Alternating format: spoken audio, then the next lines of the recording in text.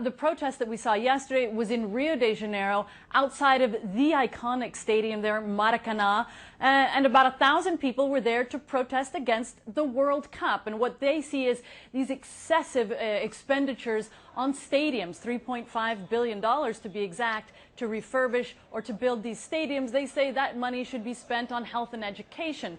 But that's just the latest in a string of protests we've seen across the country. The most violent and the biggest have been in Sao Paulo and Rio de Janeiro. Police have repeatedly brought out the tear gas, rubber bullets, which is not an entirely common occurrence in Brazil.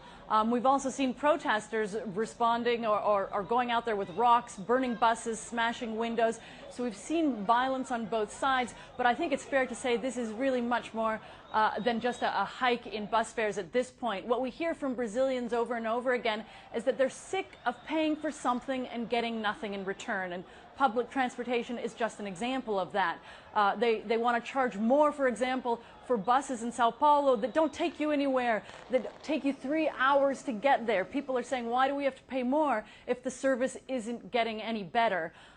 People are also talking about taxes. Brazilians pay very high taxes, and they're complaining about political corruption, huge salary increases that the politicians are giving themselves. So I think this is really about accountability at this point.